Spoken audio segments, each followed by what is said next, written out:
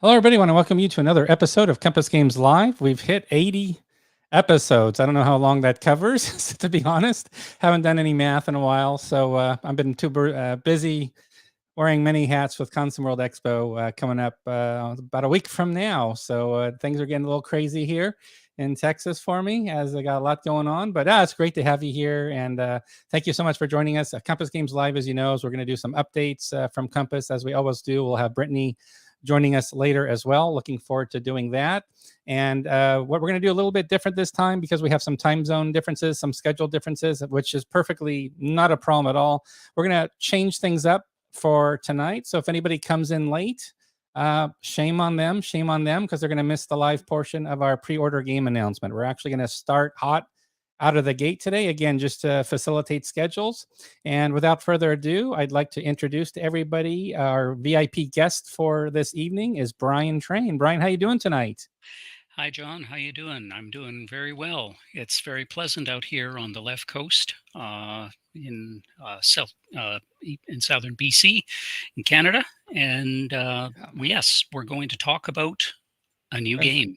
We're going to talk about a new game, absolutely. So to take away some of the suspense as far as what that probably is, and I have a feeling a few sharp people that have joined us might already know what the game's going to be. So I'm just getting it ready here to show.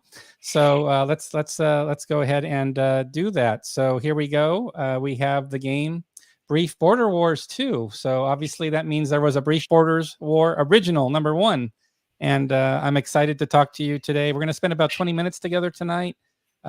We'll take comments from questions and comments from the viewers live here. So again, I hope everybody's joined us early so you can get your questions in the brine. But let's go ahead and get started. So what I'd like to do first is let's go to the first question. I want to talk about the first release, Brief Border Wars, your original release.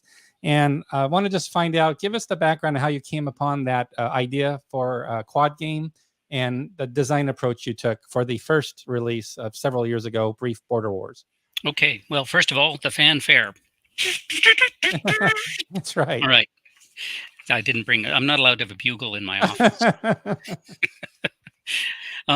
So yeah, this is Brief Border Wars Volume Number 2, and I have spoken about it a couple places before on Consum World and Board Game Geek, but only with people who are already fans of or who frequent those areas. So this is going to be news to quite a few people. Okay. And first of all, why a quad game? This whole set of games, or Volume 1, was inspired by the old SPI Quadra game concept. And I'm sure we have a few people in the audience, Yeah. who are familiar with that. That SPI cranked out, excuse me, Yeah. 16 of these in Yep. 4 years.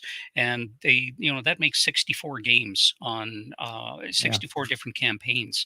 And Decision Games, which is kind of, I guess, the self-appointed executor of SPI's intellectual estate, they never really cottoned on to this quad idea. Instead, they've been cranking out these single folio and mini games that use the same idea of the Yeah. same basic mechanics or systems for different historical periods, plus certain exclusive rules.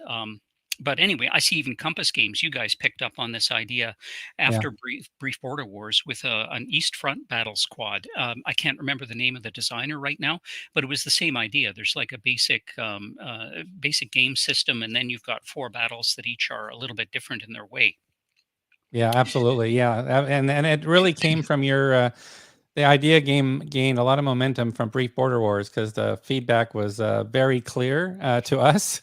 Because the viewers here, they're not shy, right? If they see something they like and they want to see it happen again, it was not just to see a Brief Border Wars 2. So this is long in coming, and they've been very patient with us. But they said yes to more quad games like this. We want to see more of this from Compass. So you're right. That's what really drove the train on Eastern Front operational East Front quad. Yeah. Absolutely correct about that. I'm Absolutely really correct. glad to hear that it's taken off. Not just Brief Yeah. Border Wars, but the Yeah. whole idea of quad games has come back. That was kind of my favorite kind of item that SPI cranked out. Was the basic idea, and as long as things didn't get too bent out of shape, they picked a situation that was kind of fitted to the system, Yeah. and where they had, and as long as they had put some due thought, care, and attention into the selection of the situation itself, you got some great games. A couple of dogs, but generally it was a good Sure. idea. So the general system that I used in this quad of games is a development of one that I used for a game that I designed back in 2016 called The Little War. The Okay. Little War was a very brief frontier war that was fought between Hungary and Slovakia in March 1939, and you have never heard of it. But one day, we were messing around Yeah. on Consum World talking about short border wars, and Yeah. somebody mentioned a game about the 7 Days War, which was a war 1 week in duration that Czechoslovakia and Poland fought with each other over a town called Teschen in January 1919. And I thought that was maybe kind of an interesting, concept. But I looked into it, and it didn't seem to me to be a very interesting war. But I had the idea for doing something on this other war in 1939, 20 years later, that only lasted 1 week. And I had the idea of using a deck of ordinary playing cards Hmm. where uh, one side gets the red cards, the other side gets the black cards, and one suit of the red cards and one suit of the black cards is movement, and the other one is combat. So you get these random card draws out of this deck of ordinary playing cards, and the face cards are special action cards, which you can play with discretion to do some special things, like refit your units or do an Okay. airfield Yeah. raid or that kind of thing. But basically, every turn, and there are 7 turns in the game, basically every turn you get 6 random cards come out of the deck, and some of them go to one side and some of them go to the other. But the total number of cards that each side gets in the Hmm. end will be the same. And the game, of course, is very short. It has 7 turns, so you don't have an awful lot of time to prepare or dilly dally. Yeah. And in general, it's just a way of introducing you to a very short, simple exercise in chaos. And So, yeah, exactly. That's what yeah, people commented, by the way, that they like. They like the fact that they were simpler games. You can get into them quickly, get in and out of them quickly, but you got four of them instead of just one game. You've got because you got the quad working for you, yep, and obscure battles that you don't see often done. These brief border war battles per the title. yeah. So they really like that. We're covering these not often explored situations at all, and where the focus of the game is, what decisions do I make, and you got the variability of the card play added Yeah. to it, so it makes for a really nice two-player game, I think. Yeah, I think it does, and it's very short. It's very short. It's very fast. This combat system is very simple. Just a bucket of dice. You hit on a 5 or 6, Okay. and I guess the one thing, once I had the system worked out, the one thing that that I wanted to think about was the choice of which 4 conflicts would go into Right. Volume One. And for people who aren't familiar, Volume One consisted of 4 games. First one is El Salvador versus Honduras in 1969, what they call the Soccer War. Second one was the Turkish invasion of Cyprus in 1974. Third one was China versus Vietnam, 1979. And then Hmm. the fourth was Israel versus Hezbollah in 2006. That was the second Hezbollah war, or second Lebanon war. And I picked each of these because each conflict had the same 4 things. Each conflict had a definite beginning and a definite end. Hmm. Each one was just ended by some kind of agreement to stop fighting, or a fiat that was enforced by the United Nations or the OAS or something like that. So a definite beginning and a definite end, very limited aims by the respective combatants, and definite restraints on the Hmm. conflict size and duration. In no case was this any kind of a war of annihilation or total mobilization or Right. anything like that. And finally, all of these conflicts had a post war geography that was mostly unchanged from the pre war configuration. So they fought a war, it went on for a while, but things pretty much ended the way they began. Hmm. So uh, Volume One did fine, and I remember talking to Bill and Ken at a Consum World Expo a couple of years later, Yeah. and asked them about, would you want to do a Volume Two? And Bill thought that a Volume Two with a set of 4 titles that would be all pre 1945, as Yeah. opposed to these 4 modern titles. He thought a pre 45 set would sell pretty well. So I got to work, and I used the same criteria in selecting the games as I did in Volume One. So beginning and end, limited war, Right. and a post-war, or a post-war situation that is much like the pre-war situation.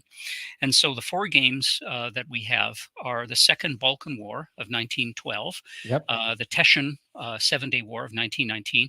Yes, I changed my mind. I figured it was an interesting war after all, and it was worth doing a Did I little. get the year wrong on the Second Balkan War? Because we have 1913 on it. 1913. Sorry. Okay, Uh, we got it right. I want to make sure I had it yeah. because No, no, no, these no. There, the files that we have, which I'll go to the website here in a moment, the product page, just so everybody knows, these are late final proofs of the files. So like the box bottom, which I'll show here in a moment, there's going to be some corrections made. I've already seen some things that have to be tweaked, but this definitely gives a really good idea of what the game's going to look like. They're just minor corrections, but I want to make sure I had the year right because that would have been Oh no, no, you have the year right.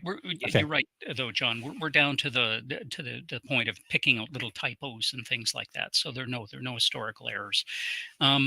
So yeah, so Second Balkan War 1913, Teschen 1919, Nomonhan or Halkingal as it's sometimes called, which is a battle in Mongolia between the Japanese and the Russians 1939, and the Italo-Greek War, which is the initial phase of that in I was 1940. excited when you added that one. That one, I remember we were talking about, and you had a selection of options for, it wasn't just these four games. There were actually some other ones you had ideas on. And when you mentioned this Balkan Defiance 1940, I was like, I'd like to see that one. I'm glad it made the cut because Yeah. they're all great. They're all great. And Kalkin Goal, like you said, that one's been done Yes. previously. I've seen that done for other games as Yeah. well. But really excited with the four you picked. I think it's a really good mix of titles, and hopefully the viewers here, now that the viewers have seen the four battles here up front, close and personal with the cover of the box, and we'll see the product page here in a moment, and the back of the box talks a little bit more about each battle.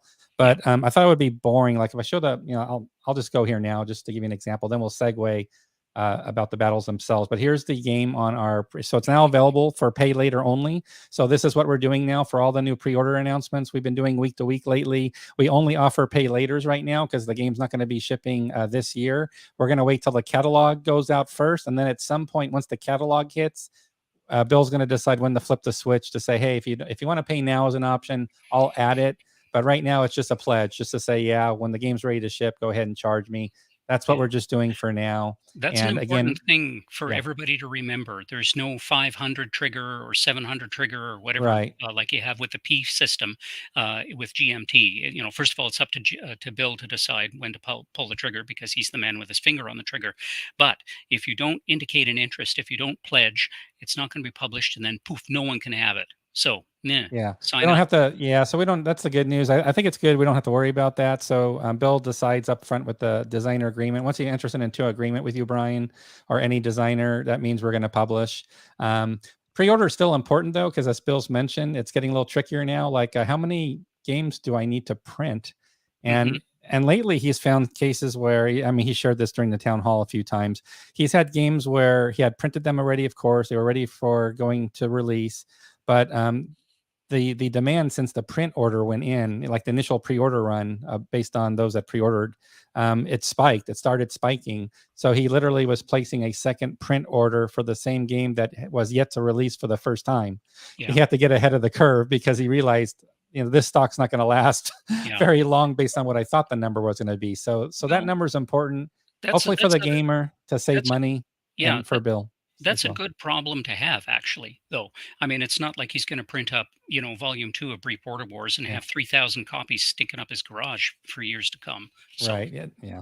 Exactly. And then, so let's do this. Instead of anybody can read the back of the box here. So here's the back of the box, everybody. And again, there's going to be some minor corrections made to it, but this is definitely like 98% there. But rather than have them read some static text, maybe if you can walk through, and what I thought would be interesting here, Brian, is if you can walk through each of these battles, Sure. and maybe if there's any, because you have exclusive rules. It's like the SPI format, like each game has maybe up to 4 pages, not even 4 pages. There's a chart on the back of the exclusive rules, so it's less than 3 pages of rules. But maybe you can talk about if there's anything in particular about a certain game mechanic you added as Yeah. part of the exclusive rules. Maybe that's a good way to Yeah. talk Sure about thing. these 4 games. Yeah, I mean, and also I'd like to note that there is almost no change in the basic rule systems Yeah. between Volume One and Volume Two. We just made a few rules clarifications, and we've included a long example of play to show it how it all comes together. And I think that it was necessary to have these clarifications because there were two things I noticed from players of the games. One thing was that a lot of people were porting over rules from other games in their heads when they started to play this game, and I can't reasonably help or anticipate whatever Yeah. baggage, mental Yeah. game baggage somebody might have. So I tried to be as explicit and clear in these rules as possible, but someone's always going to miss out on something, or they just don't bother to read them and they try to play with a set of rules that they half remember from maybe an old SPI quad game. Right. So there's that, but also there's the general nature of chaos. Some people had a little bit of a problem because, as I noted, the two sides have the same number of potential moves or combats because the whole deck of action cards comes out, and the large part of the randomness in the game is how and when they come out. Um, and I've met a bunch of people who are willing to blame their defeats on the card draws, but not their victories, which I think is very telling. Yep. But certainly, not all players react the same way to chaos in their games. I mean, for some people, even a random events table is too much for some of the control Mhm. freaks that we encounter in this hobby. So I rather like than chaos. I like chaos over control any day, I but like that's chaos that's too. just me. I live for chaos. I'm there. There you go. I'm I've there got to 4 pres- dogs, so I'm chaos is my norm. Well, I'm My there to norm. create and preserve disorder. Right. But one thing that I did, though, is rather than suggest that this quad of games is not for them, what I did add was I suggested a non-random way for people to play this with the action cards. Oh. That's both predictable and predictably boring. So ho hum, try it if you want, but it's definitely not going to be exciting. Yeah. And if don't come crying to me if it tastes like oatmeal. Okay, so that's a slight change. So that's for this one. This It's is not a change; it's an addition. it's an addition. It's addition for those that want less chaos in there, Yeah, more it's an addition. predictability. It's Got a, it. it's an addition, and it's one that I deprecate. But anyway. Gotcha. But Gotcha. anyway, I'm sure that most of the great majority of people they enjoy the chaos because these games are all about battles between forces that are they're either the situation itself is kind of chaotic or the army is not the best quality. Mhm. Things are discombobulated for a number of other reasons, and so your main question, in the game is how do you deal with the Right. chaos on your own side, and then Yep. how do you Yep. exploit the chaos that's happening on the other guy's side too. Exactly. So, for the Second Balkan War, again, And this let me do this. I'm going to show the one map. So what I yes. thought I'd do as you Oh, good start idea. talking about each one, maybe I'll go to the map for each game. So we're going to start on the top here, Second Balkan War. So I think that's this map. Oh, there are the counters, by the way. That's the Yep, front side that's of the the whole. counters. This is like a draft that has Yes, the outlines around the counters, not the final version, because of course those outlines go away yeah, for the print version, but gives everybody a clear idea of what the counters look like. And and I again, would this is note on the that website, and I would note obviously. that this is the whole counter set. The whole, Yes. the whole quad is 176 counters. Yep, it all fits right there. That's one sheet, front and back, everybody, and we just provide the fronts. But let's go to. I think this is the first. I believe this is the second Balkan War that we're gonna. That's the first one we're gonna start Yep. with, I believe. Yeah, I think that looks like it. Okay, great. I just yeah, that's right.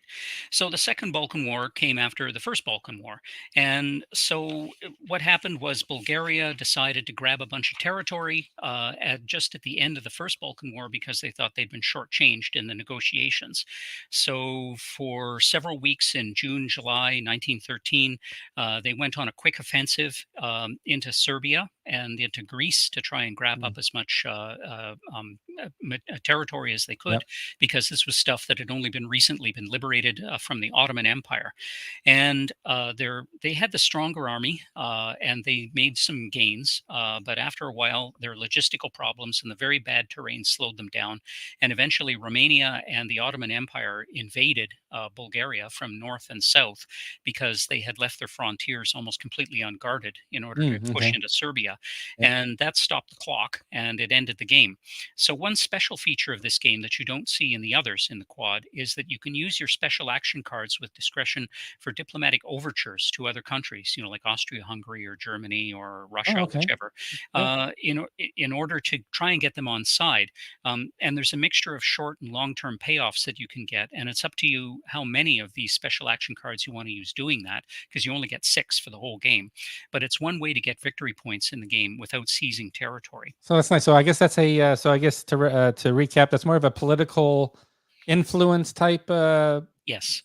overlay you've added to the game, so it's not just straight counters, military situation, but actually what's going on outside the theater with the political situation and the alignments. Yeah, exactly. And what it is, what you're trying to do here is, for the most part, you're trying to set yourself up better for the negotiations for when the clock stops. Oh, great. And of Yeah. course, the negotiations and the treaty that settled this war just kind of set up the dominoes for yet more trouble in the Balkans. Gotcha. Somebody once said that the Balkans was a region that produces far more news than it should, and that was certainly the case after 1913. All right. Okay, the second one is Teschen 1919. I'll give you a That's this sec one right here. I'll zoom in just to look show up. the bottom. There it is, Teschen, bottom right corner right there. So So Teschen, there we go. 1919, and what happened in 1918, 1919? The German Empire, the Austro-Hungarian Empire, and the Russian Empire, they all collapsed at the same time. Mm. And things were just completely smashed up in Central and Eastern Europe, and a number of new countries found their independence. Czechoslovakia was one, Poland was another, and one of the first things they did was go to war with each other over the Duchy of Teschen. This Teschen was part of the Austro-Hungarian Empire until the end of the war, and it happened to be in the border zone between Czechoslovakia and Poland, and both laid claim to the territory. It was very important for both of them to claim the territory because there are a lot of coal deposits and coal mines, which you can see marked on the map there. And there's a very important iron and steel works at a place called Trinek, and I'm not sure if I'm pronouncing that correctly. Okay. I'm sure someone will correct me. Sure. And anyway, as I said, I kind of changed my mind about that war. I found out that it was actually a pretty interesting little short conflict. And so this one is a spirited little thing, only 7 days long. So each turn is Yep. one Each day. turn's one day, And right? you In get this back case, the and time forth. scale's 1 day per turn. Yep. Yeah, one thing that makes this game a little bit different from the others in the quad is that there are a lot of irregular units in the game, like village militias, and these are a lot of demobilized veterans. So they're people who know how to fight, but they don't have a lot of logistics or organization behind them. And so while they don't have a lot of combat power, they have other uses, like you can remove them from the game to undisrupt your regular units, kind of press them into service and that kind of thing. And this game also has the idea of combat assets, which are minor units that are too small to show as discrete unit counters. Because again, I was limited to 176 counters in the whole game. Right. Right. But these minor combat assets can be expended to contribute their strength in battles as like a one-time die roll on defense or offense. And They they can add. come Okay. Yep, Yeah. and they come in 3 flavors: Machine Gun Company, Cavalry Squadron, and my favorite, Armored Train. Oh, I love armored trains. That Yeah, reminds me of like the Poland game. Russo Poland War had armored trains for I believe it was the Russians. But a quick question. So Williams joined us from YouTube. He's curious: is this an area impulse system? Maybe you can help not really. provide some guidance on how the system works as far as the movement. It's not area impulse. If you're talking about area impulse in the sense of Storm over Arnhem area impulse, it's Hmm. not that. Uh, Basically, you get a random hand of cards that comes out, and you can expend the cards as you like on either movement or combat. But where you do it and how you do it is up to you. But there's no sort of idea of units kind of being expired or blown or anything like that. So no, it's not area impulse. Yep, gotcha. And thanks, John, for I don't I don't do a good job. No, Brittany always slaps me. I don't publicize our videos and the things we do, but it's just a pleasure to be here, everybody. But yeah, if you like what you're hearing from Brian, I'm, give him a thumbs up. I don't yeah, need the thumbs up. I always get thumbs down, but if you want to give some thumbs up to the video, give some love to Brian there. He's I'm doing a not great job. sure. I'm not sure what kind of shorthand I would use to apply to the system. I guess I could call it card driven, in that you have a card and Yeah, you can use it for one purpose for which it's better suited, or another purpose which it's not as well suited, but you can still use it for that. gotcha. So it's kind of card driven that way, and you play cards alternately until you've run out of cards for that turn. And you have a little bit of discretion too with these special action cards, which you can use to do things like refit units or do special things, like I'll be talking about with Right. these other 2 games. I was And going to tell William also, we should have the rules for, especially from the kick. Hopefully, we have it on Kickstarter. But William, there should be the rules for Brief Border Wars Volume 1 that's been in print for some time. You could actually read the rules to that first edition game just to get a good understanding oh, of are the they base system. Are they So online somewhere? I didn't see they that should they be. were If not, I'll published get them online. online because they should be. It's always we always like to provide. Usually, what happens is we put them on. They're always on the Kickstarters. I can't remember if we did a brief Border Wars Kickstarter. It may have come No, before we started. no. So I'll take it as an action item. So if William checks our website later, I'll add a link. I'll add the rules. I just have to get the rules PDF from our office, and then I'll post them, and then I'll provide a link on the it'll be the product page for Brief Border Wars 1 because it's going to be the rules for the first edition that's already in print. But I'll work on that. Absolutely, No, not a that'd be a problem good at all. idea. Thanks, John. A sure thing. Okay, so the next one is Nomonhan or Halkingal. And John, as you said, there's probably a good 6 or 10 games that have been Yep. done already on this particular battle. So this game, though, is a little different because it covers the period from the 2nd to the 12th of July, 1939. So it's like the first 10 days of the campaign. This was the Mm, only time frame in which the Japanese army could have succeeded in overpowering the Soviets and making good their claim, their territorial claim to the central gotcha. section of the map, which, if you look at the map, it's the section that on the left, it's the blue line, which is the Halha River, up to the red line, which is the extent of the claimed border. And that was the disputed zone. Because after July, General Georgy Zhukov arrived. He had been appointed commander of the 57th Corps in Mongolia. And through July and August, he got massive, massive reinforcements. And in Mm, August, that would he have settled it. went on Yeah. this massive counteroffensive. And of course, that turns the whole thing into a bit of a walkover. So Hmm. I thought, again, that I wouldn't include that. So this game, unlike other games, is restricted strictly just to the first 10 days, which is, I guess the time that's probably most interesting for the Japanese because, nobody really enjoys getting steamrollered. Just so everybody knows, I Additionally, just posted the rules for Brief Border Wars about thanks. 10 seconds ago because somebody said I'm a cyborg based on These my new guys, little pick in the title. So yeah, I just did that 10 seconds ago, guys, if you believe me on that. yeah. John is on, John's joining us and from the Philippines, and he's on YouTube. He wants to get clarification if he can, if it's a card in hand system or it's a card operated system. In other words, how heavy a hand do the cards have that dictates play? Like, did the Uh, cards trigger play or do they add to the play? they trigger play.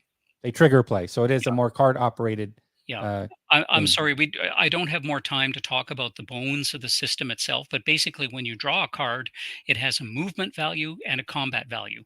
Gotcha. The movement value is the number of units that you can move, and the combat value is the number of units that you can fight with. Gotcha. But that's the total number of units that you can move and the total number of units that you can fight with across the Gotcha. whole map. And okay, so Mo says, yeah, Mo is more familiar with the system, and Mo has actually done a really good couple of videos that go into the system in depth. Yep. Yep. So yeah, if you want more detail on that, go to Yeah. Mo's game Mo's channel on typing YouTube. away here to help out, Yes, so you can. So that. Thank you, Mo, for providing some answers here, since you've got some good in-depth knowledge about the yeah, game. So appreciate the assist on that. yeah. I hope you Mo don't did mind a me really good inserting a job. question because people love to. I know it's going to be hard for you to rifle through, but people love making it interactive and getting their questions in. So I'm going to let them do that. So Keith Powell's asking on YouTube, what factors do you use in deciding the configuration shape of the discrete areas on your map that control the unit locations? It's a combination of geographical features and Voronoi diagrams. Look it up. How do I pronounce that? Voronoi? Voronoi diagrams Voronoi diagrams. I based would on assume natural based boundaries, on natural geographic boundaries have a yeah. obvious influence on maps as well. That would dictate boundary line. Well, Like, they're Voronoi diagrams based on population centers. I use this in a couple of hmm, maps in Volume One and well Volume Two as well. A Voronoi diagram is essentially a set of regions. If I remember this correctly, it's a set of regions that are equidistant from every other point. hmm, So, for example, when I was putting together the map for Cyprus in Volume One, which is an island, the whole the conflict depended on control of population centers. So what I did was I picked out the major towns hmm, and cities on Cyprus and used them as the reference points or the fixed points for the Voronoi areas, and let this very clever piece of software that I found online generate a Voronoi diagram out of that, wow, and used that to set up wow, the different regions for me, and it worked pretty well actually. But for others, of course, like for example the map that we're looking at now, there's like nobody lives there. There's like That's why the two little areas are get towns. pretty big here, right? Yeah. Actually, you know Google Street View, right? So Uh-huh. Yeah. Google Street View, in Google Street View, you can actually go to the town of Halkin Gol in Mongolia, Mm, and you can go there and you can look on this very, very flat horizon. You can look into China, where they wow. do not have Google Street View, but you can noodle around in the town of Halkin Gol, and you can look at the corner store, which is also a hostel, which is also a dry goods store, Oh my and gosh, walk down the really? Oh, street that's amazing. for the commemorative museum for the Battle of Halkin-Gol in 1939. That's And you can walk amazing. around inside and look at the different displays, that they have.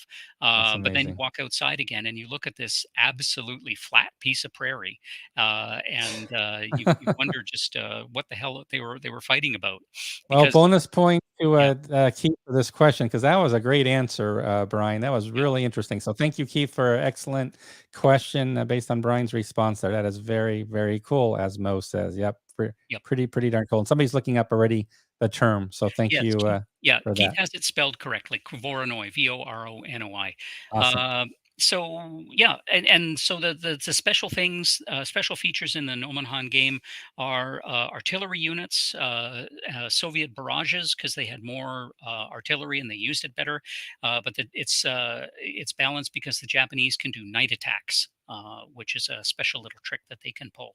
Okay, great. And then finally, the Italo-Greek War. So this is Yes. another one that covers just the first phase of the entire war. It goes from the end of October to the end of December 1940, and this is the time frame when the Italian army initially invaded, and they went into Greece and they got caught, and then they got thrown back into Albania by the Greek forces by the end of the year. So the Italians later in March of 1941, they renewed their offensive, and by this time, they had some German help and Bulgarian help, and that kind of finished them off. But here in this game, we're just talking about the first 2 months of the campaign. Okay. So the special features we have here include the very herky-jerky movement of Italian forces from Italy, shipping them over from Herky Italy. jerky, is that the technical That term? well, yes, it is. As a matter of fact, it's not actually in the rules, but I'm using it now. But Herky jerky, that's a yeah, technical. I love it. but they had this but like the Italians were of course severely challenged in getting their divisions out of their garrisons in Italy, getting them onto the ships, sending them over to Albania, sorting them out once they landed in Albania, and then marching them up to the frontier. Wow. So that's a very chaotic part. That's a definite challenge for the Italian player. You've got some special rules for mountain and mechanized units. Yep. The Greek player is a little overmatched, of Okay. course, in combat power, but he can gradually release forces from the Metaxas line, which was the garrison of forces that were facing Bulgaria. He's trying not to drain too much away from that garrison, though. Okay. And of course, there's a wet dream Mussolini scenario where everything goes right for the Italian invaders, or at least first. At first, it does. So the game starts with them being a lot more prepared than they Okay. were historically, but they got to take it from there. I'm glad you mentioned that, Brian, because somebody asked earlier. I didn't show the question. They were wondering if there were like any what ifs or variants to any of the Yes, four there are. games at all. Oh, there are what ifs in most of these games. So we have the Mussolini's dream scenario in Nomonhan. There's another variation where the Japanese don't have as tight a leash on their Okay. neck from Tokyo, Nice. so they can be a little bit more ambitious, Yep. Yep. chasing after the Soviets. There's a couple of other things as well, and of course, every game has a lot of optional rules and conditions that you can set. There's some dials that you can tune the chaos and the uncertainty up or down for either side, so you can give them advantages in command and control and general organization. So if you have now these aren't exactly dead mathematically equal contests, and of Mhm. course players are not evenly matched either. So you can always tune things up or down so that you can make it a little bit more or less of a challenge for either side. But Okay. again, Great. as I said, in the essential feature of this game is that you're tussling with your own chaos as well as trying Right. to create and exploit chaos for the other guy as well. Okay. And that's those four games. Well, that's fantastic. So, first of all, thank you so much for that. Was a great recap. So, I just want to remind everybody that again, if you go to our homepage or just go to pre-orders or pay later, it actually shows up on the homepage now. But here's Brief Border Wars 2, everyone. It's now available just for the pay later. So it'll take you right there. It's same price as Brief Border Wars 1. I checked. So it was really easy to do the pricing for this game because really the components are pretty much the same, except for I think we have, I don't know, I can't remember for the first one if we had exclusive rule booklets separated out or not. I can't remember, to be honest, but Yes. we did. So the Yeah, same. what we did was we managed to get everything on these 4-page booklets. So Perfect. that's like Okay. 2 sides of a large piece of paper. Great. And we Great. did that, one for the system rules and then one for each of the exclusive rules. And the 4th page of each exclusive rule was a player aid card, which Great. summarized everything, from the exclusive rules on one side of one sheet of paper. Great. So just a reminder for everybody, we got the 4 battles explained. We've got the back of the box, again, final proofs. So there'll be minor edits to what you're seeing here. Counters is just the outline. So you can see the counters a little more centered. We've got all 4 maps we just went through here as well. So again, really hoping you take advantage of, please show some love. And I also want to thanks everybody for the love. So Dennis here weighs in on YouTube, pre-order placed. Thank you, Dennis, Andrew, thank you very much. Order placed by Andrew on YouTube. Thank you, guys. Nerd Workshop, same thing, ordered. So your mission is accomplished, Brian. As far as your turn 1 out of 7, you've got a lot of pre-orders Yeah, we've generated here already. So thank you. that's gonna net me like, I don't know, $1.25 or something, right? I don't know. I'll I leave that still to don't Bill. I'll leave understand all how that the important royalty stuff scheme works. to Bill. But it was it was an absolute pleasure. And before I let you go, I just want to ask you, because I know somebody would ask this anyway. So I want to end on this question.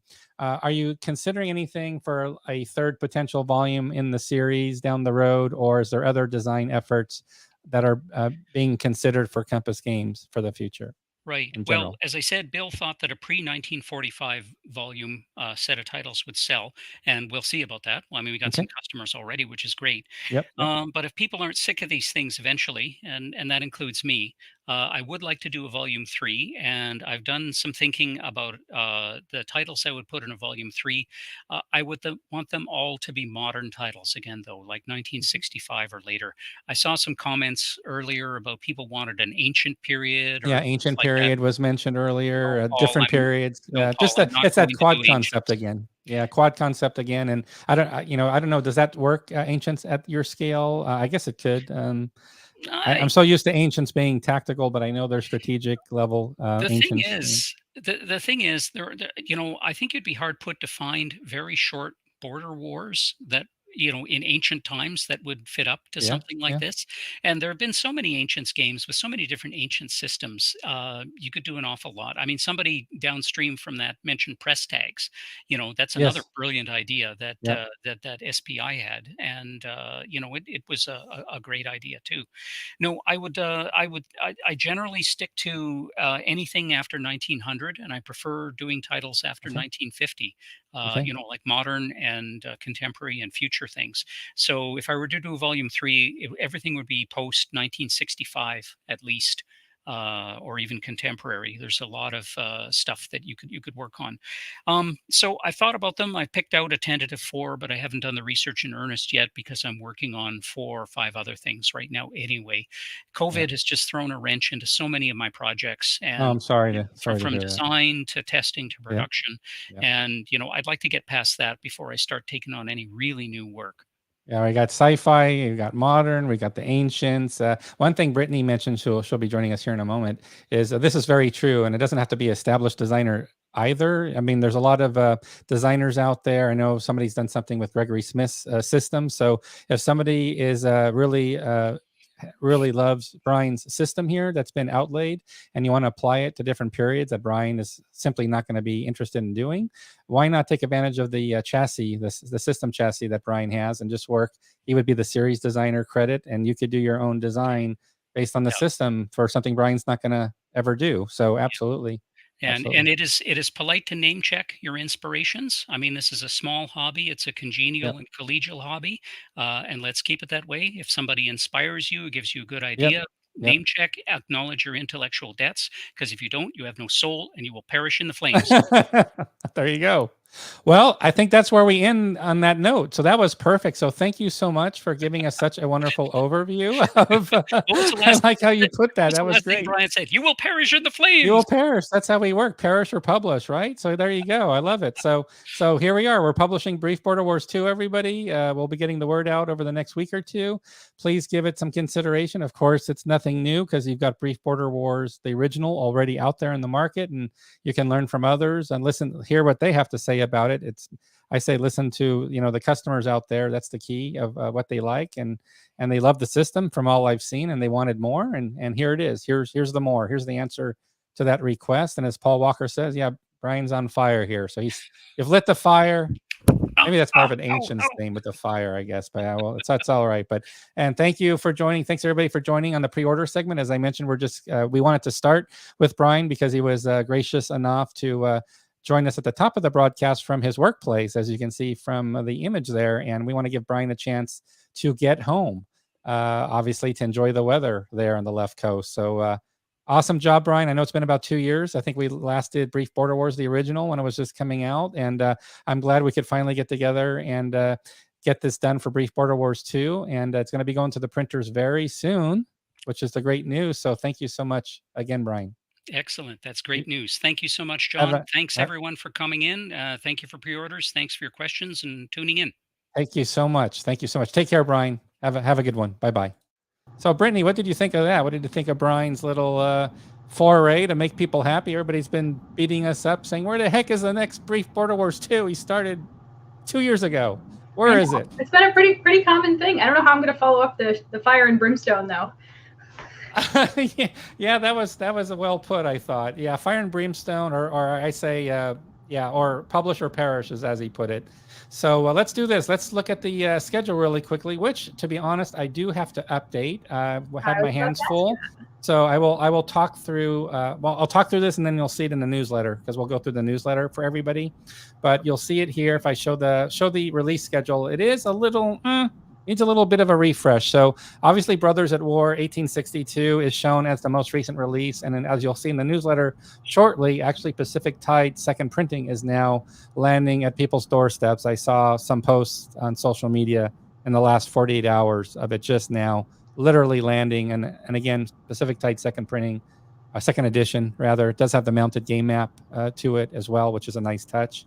But there is a significant change to the schedule that happens. So before I go to that, I should probably just remind everybody, yeah, we've had some pre-orders are starting to now collect. So I'm running a longer list here for our pre-orders right here. So you can see them growing. And I actually have to update this because there is another game we've had that we added to pre-order, which we're going to see here on the flip side, because I'm going to flip over to our newsletter.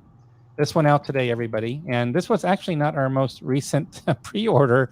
I'm a little bit behind the times, but we're going to catch up and not a problem at all. But we talked a week or two ago about GDWs and Series 120s for World War II, 40, 41, 42. So that's been actually talked about already, but it's actually hidden here. And this is what I'm talking about. So we'll catch up on Sea Power in the State. So that was what was the last pre-order, although it doesn't look that way from the newsletter, but we're going to add the graphics and we're going to do a proper send-off for Sea Power in the State with these other recent pre-orders. So the order got a little changed, but yeah, we're starting to get a little busy with pre-orders, I'd say. Yeah, the pace is really getting faster. Everything else has to catch up. Yeah, we're trying to catch up with the pace, which is my life story. So absolutely. I added, by the way, there is a view all button here on the top that takes you to the pre-order pay later page where you can see all the pre-orders, because same time, a month or two from now, there's going to be another 7 or 8 games that aren't on there today, but they will be there in 7 to 8 weeks. We're going to have another 7 or 8 games. Every week, we're going to be adding one, basically. So I just want to point that out. So we'll come up with a way to try to stay up on that. But yeah, so we've got some things going on. We've got the release, obviously, as well, of Pacific Tide, which I mentioned here. So everybody's receiving that now with the mounted map. But could you walk us through a little bit? I know we've got a Kickstarter going on. If you could share with everybody what's happening with the Kickstarter. We do have the Kickstarter going right now for No Peace Without Honor. So it's technically the 4th game in the series, but the three of the 4 can be linked together into one grand campaign. Yes. And I've heard that the 3 game sets sold out almost on day 1. So oh, geez, off to like really? the 9 or 10 of you who are about to embark on a Oh join no, the it's already campaign. sold out. Okay, wow. Okay, well I guess it's good news that everybody was able to hopefully get it, and well, hopefully we'll solve that problem for those that missed out, or the aftermarket can help people find the games that might not be available anymore direct. So thanks to everybody for their pre-orders for that. I think we're going to have an update. I think there was one update plan for the Kickstarter, which I think we're going to roll out perhaps later. I think there was an article, or am I thinking of a different Kickstarter? Or there I was think there's part of an interview. I did an interview with the Yep. designer for Meeple Monthly, and Yes. it ended up going much longer than the magazine would like. So Okay, there you go. So hopefully we'll add that to the Kickstarter page. So everybody, please check out. There's just 3 days left, by the way, for this Kickstarter. Under 3 days left. So if you're not aware of it, please check it out. Just do a search on Kickstarter for Compass Games, and you should find No Peace Without Honor as the active Kickstarter right now. So really appreciate you guys supporting the Kickstarter if you haven't pre-ordered the game already. And then, of course, well, I guess I don't know if they can do the add-on packs anymore, Brittany. Are they? yes, it's only the one game that's sold out. There are still other add-ons available. Okay, those other add-ons. So if I scroll down, there's the rules, by the way, for everybody to check out the rules. And here's the available add-ons. And maybe I make the screen a little bit smaller so it's a little easier to follow. But available add-ons. So here we go. 9 years. There's a 9 years game. Pragmatic War. I know. No Peace Without Spain. Is there one here that's listed that is not available anymore? I believe it's 9 years. 9 years might not be available anymore. So, okay. So that's good to know if that's the case. So, but again, thanks to everybody for the support. So we wouldn't sell out unless people helped us by buying the product. So much appreciated. So that's the Kickstarter. We've talked about 3 days left. Pacific Tide. I don't know if there's any comments you want to add about Pacific Tide. I think you said you hadn't played it yet before. I think I asked you 2 weeks ago, so maybe I need to play it still, actually myself. So I'm this close to doing it with my son. Yeah, I didn't get that one in my last warehouse raid. So you got to raid the warehouse. You're gonna have to raid the warehouse again. So here's the big news, everybody. So this is really and Brittany, I'll let you sort of say what's happened with the schedule here. I'll let you share what's going on with our next 2 releases. All right. So right after No Peace Without Honor is American Tank Ace. It is leapfrogging over everything else ahead of it and jumping into the next spot. American Tank Ace has overrun the competition in the warehouse. It has. Yeah, I'm so excited about this. I was writing an email to potential expo attendees yesterday, and I was going through all the pictures from last year's expo, and American Tank Ace was one of my favorite things, and that's coming up. And Maori was a great one, and that one's coming up. And then Doomsday Project. So everything that I really enjoyed playing at expo last year is finally getting to people's tables, and I just can't wait to hear how everybody likes them. Yep, and here I see people most people have received their Pacific Tide already. It looks like I think one person is still waiting for his to arrive. So fingers crossed, still on Nerd Workshop. You should get yours very soon, because I think I saw 3 or 4 people got theirs either today or yesterday. So you might be tomorrow, I'm thinking. Alan, thank you for the nice comments about the No Peace system. I don't know, Alan, if you're going to try all 3 together. I would love to hear from somebody doing all 3. I think that would be awesome. We'll see with Bill about reprints as far as that goes. I don't think that's come up in the this one caught me a little bit by surprise, because I don't know if we've talked about any game being close to selling out in the series at all. So that was sort of news to me, but Bill's on top of all this stuff as far as what he sees that he wants to reprint. Absolutely. So we'll see what happens there. Brittany, any idea when when people Kickstarter might receive their Death in the Trenches or Death in the Trenches went out a while ago. I'm guessing that's Brothers at not Brothers at Arms. I'm trying to BIA. Why don't I not know that? Because it has to be recent, right? BIA. Let me look at the schedule. Hold on. Let's go to the schedule. Let's go to I'm going to call a friend. I'm going to dial a friend. So Brothers at War? No. Yeah, Death in the Trenches. There's BIA. I don't see BIA on the list of the 5 most recent. So somebody's going to help us out in the audience. So audience participation time. BIA. Like the Jeopardy waiting music. Jeopardy music is on. Here we go. I can do Brothers in Arms. Brothers in. Oh, that's 1862. Brothers at War. Well, there's Brothers at War, but not Brothers in Arms. Brothers in Arms. You're going to be waiting a while if it's a game we don't know about. Wait a second. Brothers in Arms. I'm going to start typing here, guys, because I do not know. Brothers in Arms. He said he meant Brothers at War. There we go. Okay. I feel better now. Thank you. Phew, man. I'm getting old, as you say. So there we go. Okay, so yeah, so Brothers at War. That one just most recent. That one should be received if you're stateside. You should have received Brothers at War most likely already. I know Billy got them all out before the town hall last Thursday night, which is over a week ago. So you can always email the office at the magical, phenomenal email address of sales@compassgames.com. So please do that. And absolutely on the other game, you should have received that one already because that was even Death in the Trenches was before Brothers at War. So yeah, you definitely want to check with the office on those. Absolutely. So where were we? We were back in the newsletter, I believe. Segue. So American Tank Ace, you've played that. I know you've played that. I've played it. I've play tested the British Tank Ace for the desert because I love the desert. And that was a lot of fun. So that's the big news. And then like you just said, you've been helping us a ton with Compass Games Expo. I believe you sent out a nice targeted email to let folks know what it's all about that are in our customer base that's in a certain geography. So there's a really nice email you put out with a lot of pictures, a lot of cool pictures from last year.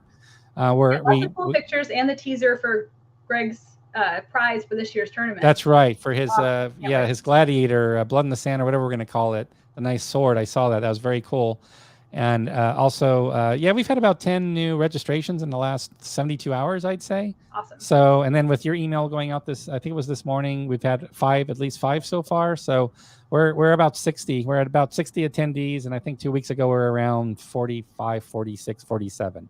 So we're starting to hit critical mass on the expo. So thanks for everybody for doing that.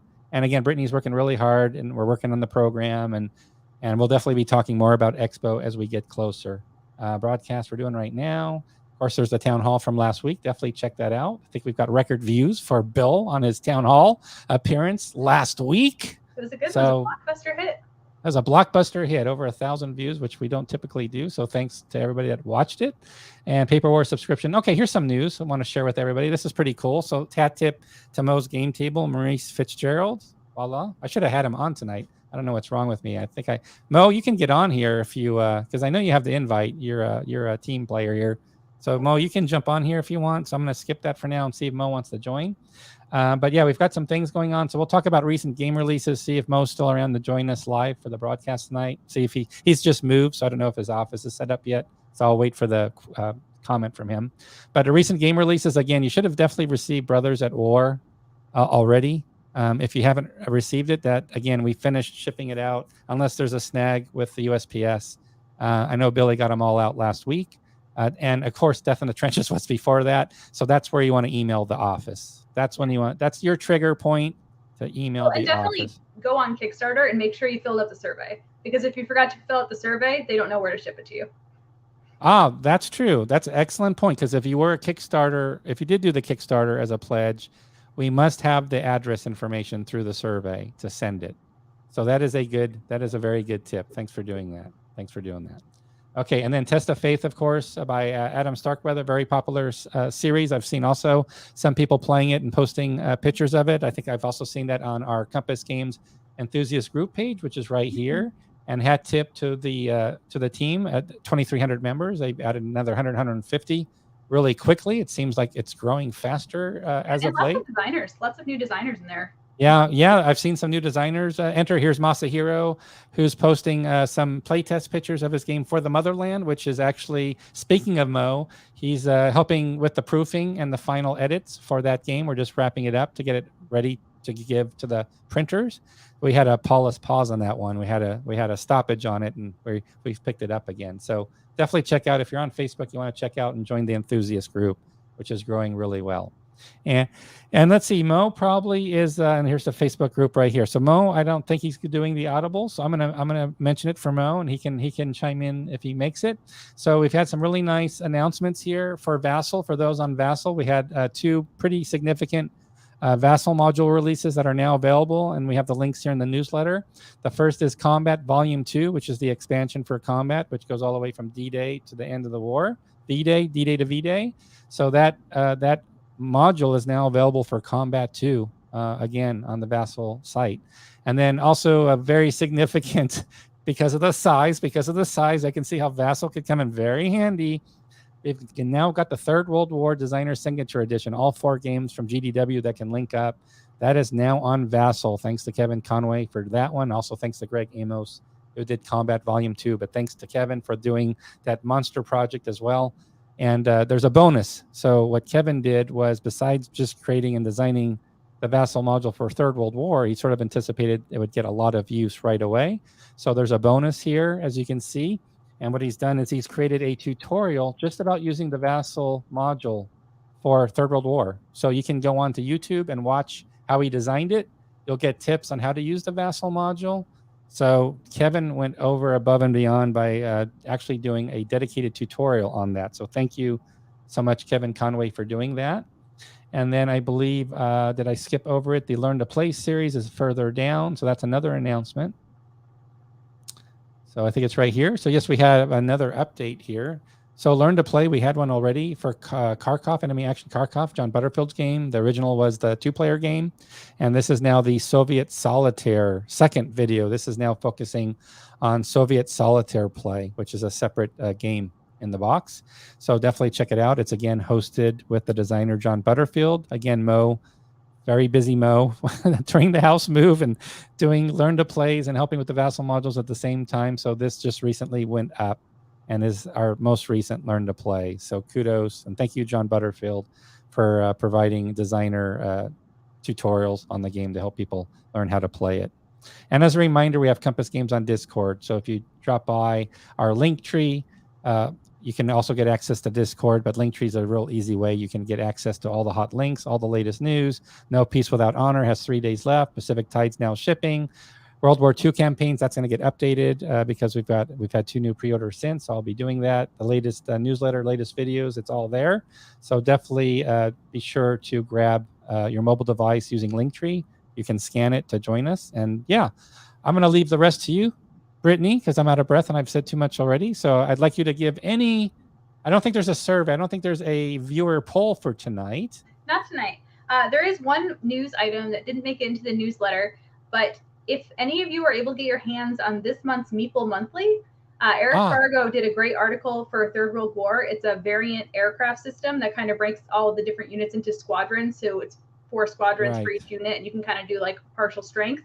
And then he also, because the squadrons let you do the partial strength, it also allowed him to introduce Finland's first air unit, because they didn't have 100 aircraft, which would represent 1 unit, but they did have around like 66. So he put them all together. It's 2 different models on 1 counter. And then there we go. I know it was here somewhere. Finnish air support. Meeple Monthly. Yeah, absolutely. So nice addition, variant system for Third World War. So everybody race. I don't have a Meeple Monthly myself. Do you have Meeple Monthly? You must have it because you set it up. You must have a copy. I don't have a copy. Eric sent me pictures of it. This is like an immediate collector's item here. We got to get a PDF, or I got to figure out how to get Meeple Monthly because I want my Third World War to stay complete, because I know we're adding more stuff to it. And Mo can attest to that, right, Mo? Third World War, I know it's going places because you've done Learn to Play videos for it already, right? Yeah, we've got another one coming out too for the Air War. Absolutely. So, that one will be the next one that comes out. Yeah, so thank you again. So I hope you don't mind. I actually went ahead. I didn't know if you're going to be able to join or not because I know you got the house move you wrapped up. But yeah, just wanted to share with everybody again your Learn to Play that you most recently did is posted now for the Soviet Solitaire game. And then I think I scrolled past it already, which was for the Vassal module. So very significant, these two, I think.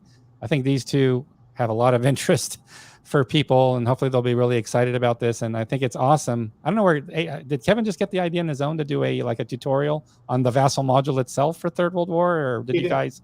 Yeah, he did. And he sent me the video one night, and he says, "I think this is looking pretty decent, but I think I kind of need some areas trimmed." So I kind of just cut some things out for him, made it flow a little smoother. And that's awesome. It's all his work, but he did a great job with the module, and it's a continual process too, because it's such a big game. You have 4 games in one. And you can't catch everything, so he's been kind of as it evolves. He just keeps developing it. Hey, Art, how's it going? Looks like Nate's saying hi to you and Art here. Smells like chewed crayons, man. Nate's trying to throw shade on you here a little bit. He's a brother Marine. We love chewing crayons. That's our thing. That's right. You got your old followers here, so there you go. So although Brittany's got you beat as far as followers, so don't even try, right? So there you go. Don't even try. Brittany owns that. for sure. But anything in the works you want to share with everybody? So I know this is impromptu, but we don't care. We like to just talk and see what's going on. So I think you said you've just sold your other house to get airline tickets to Compass Expo. Pretty much. Had to. I grabbed one of the contracts on a few people around that needed to be taken out so I can get tickets for Compass Expo. Well, I shouldn't say. Oh, sorry about the dogs in the background. Yeah. But no, they did get tickets, and they're not cheap. So yeah, they're not cheap. Gone up. So I haven't got my tickets yet to fly to Compass Expo. So I think Bill's going to have me take Greyhound. Probably I think he's putting me on a Greyhound, like one of the red eyes or something. That's like $50 cheaper, and I don't know. It'll work. I think they serve 7-day-old food on the red eyes on Greyhound. I think that's a special economy class I can get. Leave on Saturday, get there on Wednesday, right? Any ETA on American Tank Ace playthrough from Michael on YouTube. Thanks for joining us, Michael. That is a question for Mo. Yeah. As he does all these playthroughs, unboxings, and learn to play. That's definitely in the planning stages right now. We're trying to because we sprung it up on you. We put American Tank Ace that went up like 7-8 slots. It's like a huge. Patton would be proud of that piercing spearhead action we just did. Exactly. No, that's definitely going to be happening. I just have to get with Greg on that. And Greg, no pressure. I know that I texted you and said, "Hey, we need to figure that out." And you're like, "Well, yeah, we'll figure that out." Well, now we got people begging for it, so. We have to make that happen pretty soon. See, Greg had a good idea. Why don't you just Uber it, Mo, to the expo? We can just send the receipt to Bill for an Uber ride. Let's do that. That won't be too. Or we can take a train together. Well, you booked. I think you like you said, you sold your left arm already to pay for that ticket. But we could have gone on the train together or something since we're right here, neighbors, right? Yeah, exactly. We could have. But no, I think it'll be good to get American Tank Ace. Next one that's coming out will be the Third World War Air War. For Learn to Plays. And then I've also been talking to, or I have talked with, I should say, John, we just have to schedule for the German Solitaire. Yeah, German Solitaire for Enemy. I was going to ask you about, when John Butterfield was up for doing that. I know John's going to be at Consum World Expo starting next week as well. So I can talk with him about that. And he's really happy with the job you've done. It's a big, hard job you've done to make those edits you do to Learn to Play. Like I look at the screenshot you sent me of the layers, about the 15 layers of video tracks you have for all the overlays, and it's like, it takes a while. I mean, oh my God, it's horrible. On average, I think the average Learn to Play takes about 20 hours to edit. So there's a lot of effort that goes into it to splice together all the audio to make it flow smooth, and then you have to edit in the digital assets and then watch it and rewatch it, in different parts, not the entire thing all at once, but in different parts to make sure everything flows. And there's still mistakes, and I apologize for them. But no problem. Hey, no problem. Hey, we'll never let you forget and forgive you for that NATO game that you left your front flank wide open. Yes, that's inexcusable, and you are not going to get a pardon on that. No. So I just want to remind everybody, now's a perfect chance. We got this impromptu session with Mo, and it's great having Brittany back. If you guys have any questions for Mo or Brittany, just want to ask any far out questions, feel free. We're going to wrap up here in about 3-4 minutes, but if you want to throw in a question real quick, I'll check the comments section, and we're happy to have them answer any questions you might have about what they do for Compass, what they will be doing. So they're very busy indeed. And we should mention Brittany, as far as Compass Expo, I know we expect, I think, quite a few designers for Compass Expo, and I know we probably have to put a program around, okay, who are all the designers that are actually going to be there, because I think it's going to be a pretty good list of designers. It already is a pretty good list. I know we've talked to a couple of designers this week that are thinking about coming too. So it's only going to get longer. But people can go to I think I saw Kevin McPartland just posted here that he's going to be there as well. So he's got one of his games on our list to be published soon, the Maori game. So yeah, there's just a lot of designers I expect to be coming. So let's see, we got some comments here. Let's see. First, Gimpy saying, Mo, was it like you being a cook in the core, all that work you did with the video layers, I think, doing that fancy souffle, but you're doing it now via digital video. Exactly. Well, no, I was not a cook. If I was, it would have been death from within. But no, I did enjoy my time in the core. Yes, you can't leave your flank. I think that core impact was why you had an open flank, as Steve Overton's figured it out already. So there we go. Christopher, thanks for joining us, Christopher, tonight. Yeah, he really appreciates all the hard work you're doing. It helps him a lot, which was the goal. That was your goal. Good. It was your idea and your goal to say, hey, Compass or Bill, I think we need to do like a Learn to Play series. And it's really done phenomenal work. And the views are great. I think the views are, does Enemy Action have the most views so I think far? that one does. Yeah, it's like close to 3,000 or something. And I know so. NATO has a lot probably. And then I'm sure Third World Yeah. War given. Yeah. And then the other thing we're going to be doing too is just to let everybody know ahead of time, a little teaser. Bruce and I have been talking, and we're going to be doing similar things for Air and Armor, but a little bit different. We're going to be breaking things down into chunks. Instead of doing like one big video or two big videos or three or four, we're going to do small segment videos, like maybe talk about one section of the rules and have like a 15, 20-minute video, and then another one, and then another one, maybe shorter, maybe 5 minutes. And then we're going to put them all together and have a longer video. Oh, that'd be great. And then do you know Bradley, by the way? Bradley wants to say hi to you. I don't know if that rings a bell. I think Bradley's posted here a few times saying hi. He wants to get your attention, I think. So hey, Bradley. There you go. There you go. I know. So you got a fan base. You're so big and all encompassing. You don't even know your own fans. So I'll let Brittany take this one from Ken Leggs. Got a question about the release date for American Tank Ace, because we just sort of outflanked Ken on the release date by moving it up like we did. We just sort of caught him on his flank.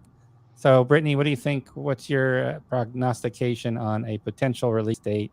Since this will be a Kickstarter pretty soon. On Kickstarter. So, I mean, they usually ship within a couple of weeks of the Kickstarter. So you think maybe like 4-ish weeks until you're playing? Yep. That sounds good. And then I can answer this one probably, although this is more like a Bill question. But to be honest, there are certain games that, especially for a new series. So American Tank Ace, there's a few reasons why we pushed up the schedule on American Tank Ace. One is it's a series that already has like 3 done designs, yet we haven't got the first one out yet. And if we stuck to the original schedule, it wouldn't be out till next year. Yet we have these other games already ready. So in other words, we sort of have to do a little bit of catch up on American Tank Ace since it has 3 done designs. Like I said, I've played, Brittany's played it. I've done play testing of future titles already that are done by Greg. We've got the Russian Tank Ace besides the British Tank Ace. So really, Michael, it's a case of, we really think it wouldn't serve people well. The other reason is because there's been a pretty big request of our customers that with the Gregory Smith games, they want to see them come out a bit faster if we can, because they're solitaire games, pure solitaire games typically, and there's a big push right now for solitaire driven games. So those are the 2 main reasons I would offer up why we decided to push it up, just to let you know. And Donald says, see, he's bowing to you. He's sending you fruit. No, so he's a big fan. Very, very cool. I just answered Paul's question. I didn't see Paul's question. So there you go, Paul. There's 2 games already done. Soviet Tank Ace, and I played British Tank Ace Desert. There's Italian tanks in there. It's a lot of fun. Greg Sear says, Greg's playing Innocent. I don't know why it moved up. Jeez, Louise. But no, it's because we know from the games Greg's got done and what the demand is. We need to get the first game in the series. We got to get it out the door. It's that simple. Got to do it. Let's see here. Blah, blah, blah. Sorry, catching up in comments. Thank you so much. People already want Mons. What? The game that you signed in 17 minutes. Oh, the Mons. Yeah, I did a pretty, that's almost like I can't compete with Bill in terms of how quickly he did. Like Bill makes $100,000, $1 million. He will tell you he's made $1 million decisions in less time than it took to get Mons, which was 17 minutes. So on this one, thanks, Kent, for the question. So Jeffrey Phipps will be at Console World Expo that I'm hosting next week, starting next Friday for a week. And he's going to be playing Mons, a nice focused playtest session there. And I'm going to be talking with him. The plan is to finalize, or I'm not my plan, Jeffrey's plan is to finalize the design where he feels it's ready to go to a final artwork so we can start the official graphics for the game. But I'm following Jeffrey's lead because we don't obviously force schedules on designers. We want them to go the right pace. Thank you, Gregory, for that. Let's see here. Let's see what else we got here. I just went on Kickstarter and pledged for No Peace Without Honor and asked for the package that includes the No Peace Without Spain and Pragmatic War. Any idea when they might ship? I'm going to give that question from William to Brittany. Well, I'm not signing Billy up for any light speed shipping, but pretty quick. Yeah. It ends in 3 days, right? 70. It's ending in less than 3 days. And then what are we averaging? Maybe a week or two. Within 2 weeks of that, we ship. I think Yep. I almost feel like it's like maybe more than a week, but maybe 2 weeks. I'm not sure. Week Like and a maybe half, 2 weeks. yeah, something like that, right? Mhm. And then we'll see Exactly. it pop up on Facebook before we even know. Yeah. And then same here. So also this falls under something important here, which you guys can talk to Bill about. We will have a town hall next Thursday because I'll still be in town. So we do have our town hall next week on Thursday night. So good question, Glenn. So what we're doing is what I just mentioned about For the Motherland by Masahiro. So games that have been on pre-order longer than we like, that we're not happy about, we're gonna move up on the schedule once we receive them, because you guys have been waiting extra long for them, and we don't like long pre-order cycles. We want to cut the time down. So Western Front Ace automatically bumps to the front of the line once the game is available, just FYI. Zeppelin Raider is not at the printers yet. We're waiting for the artist to update some of the files, so we're just waiting on that, just to let you know. Let's see here. What else we have here?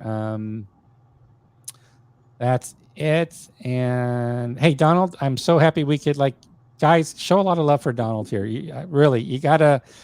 We're a very welcoming group. And Donald, if you don't feel like we're welcoming to you in any way, you send an email, or in your case, it might be you sending 100 emails. But you send an email to sales@compassgames.com. We will take care of you. We expect you to be at Compass Expo, Don. We expect you to be sitting in the chair next to Mo on the plane. I'll be very disappointed if that's not the case. So tell me. I bet you he won't make it. Post when you have your right? tickets, and by the way, you're invited to Applebee's also, Applebee's. Donald. So you might take the possum's place actually as a duck. So I think that will work great. So Donald, there we go. E4 Airman, there you go. Hey guys, be very welcoming here. If we had a town hall tonight, I would give Donald the free game just by default, because he is such a cool dude. I would just give it to him. So awesome. All right, I think those are all the questions we have, and great questions. Thanks everybody else, and it was just great talking with you, Mo. Just to see you. I know it's been a while. Great work. I know you had the house move going on, a lot of stuff going on. So hope you're doing better there. Brittany's busy as always. She's East Coast time, staying up late, joining us, so working her magic. So everybody, I hope you enjoyed the session tonight. I hope you're interested in Brief Border Wars number 2, volume 2. We're really excited to bring it to you. It's available now for the pay later pre-order. And as always, we are shooting for another pre-order title for our town hall next week. I have no idea what it's going to be, but it's going to be a pre-order. We're going to find out absolutely pretty soon. And I really look forward to you joining us for our town hall next week. In the meantime, Mo, Brittany, awesome job tonight. Again, thank you so much for being here. And everybody, will see you again next Thursday night for our next town hall. Thank you so much, everybody. Have a good night. Bye-bye. Bye now. Bye.